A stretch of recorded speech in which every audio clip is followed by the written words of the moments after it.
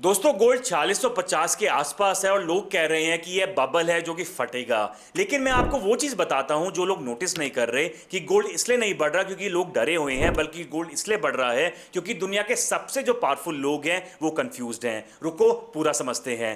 देखो, गोल्ड का असली फ्यूल डर नहीं बल्कि पॉलिसी अनसर्टेनिटी है। जब मार्केट को यह समझ नहीं आता कि फेड क्या करेगा, गवर्नमेंट अपना उधार कैसे संभालेंगे, डॉलर कहां जाएगा, तब पैसा गोल्ड में भागता है। और अभी एग्जैक्टली वही हो रहा है। गोल्ड ने जो अभी रिसेंट तेजी देखी वो यूरो और डॉलर के एक्सचेंज रेट के साथ सबसे ज्यादा कोरिलेटेड था। मतलब ये सिर्फ गोल्ड की स्टोरी नहीं है बल्कि डॉलर पर भरोसे की असली कहानी है। जुलाई में यूएस और जापान ने मिलकर येन को बचाया, जो 1998 के बाद पहली बार कोऑर्डिनेटेड इंटरवेंशन हुआ।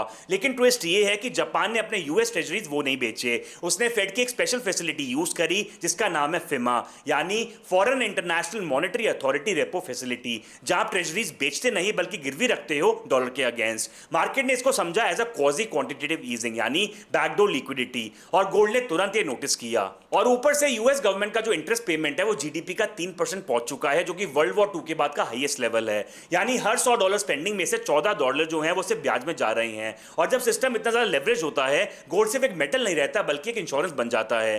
तो अब देखो, जो असली बायर्स हैं वो है सेंट्रल बैंक्स। जून में 51 टन गोल्ड खरीदा, जो कि 12 महीने के एवरेज से डबल था, जिसमें पोलैंड और चाइना टॉप बायर्स थे। और हिस्टोरिक मोमेंट आया जब पिछले साल पहली बार सेंट्रल बैंक के पास यूएस ट्रेजरी से ज्यादा गोल्ड था। दुनिया के सेंट्रल बैंक्स अब अमेरिकन बॉन्ड से ज्यादा गोल्ड पे ट्रस्ट कर रहे हैं। और चाइना का जो गोल्ड इंपोर्ट है वो ऑल टाइम हाई पे है, क्योंकि ये बाय डिजाइन ऐसा हुआ है। चाइना गोल्ड को यूज कर रहा है अपनी करेंसी युआन को इंटरनेशनल बनाने के लिए। हांगकांग में नया क्लियरिंग सिस्टम HKPMCC यानी Hong Kong precious metal clearing company अभी लॉन्च हुई है, जो कि लंदन के गोल्ड मार्केट का एशियन जवाब है। तो दोस्तों सवाल ये है कि क्या गोल्ड $5,000 क्रॉस करेगा? देखो, स्ट्रक्चर सपोर्ट ऑलरेडी स्ट्रॉन्ग है, सेंट्रल बैंक लगातार गोल्ड खरीद रहे हैं, चाइना का इंपोर्ट ऑल टाइम रिकॉर्ड पे है, और स्क्रैप सेलर्स भी अपना गोल्ड बेच नहीं रहे, और बायर्स हायर प्राइसेस भी खरीदने को तैयार हैं। अगर मॉल ऐसा ही रहता है तो पॉलिसी अनसर्टेनिटी, फिस्कल स्ट्रेस और डॉलर पे सवाल जो बना हुआ है, तो $5,000 इजीली क्रॉस हो सकता है। बस ETF इन्वेस्टर की वापसी ही वो लास्ट ट्रिगर है जो कि मिसिंग है।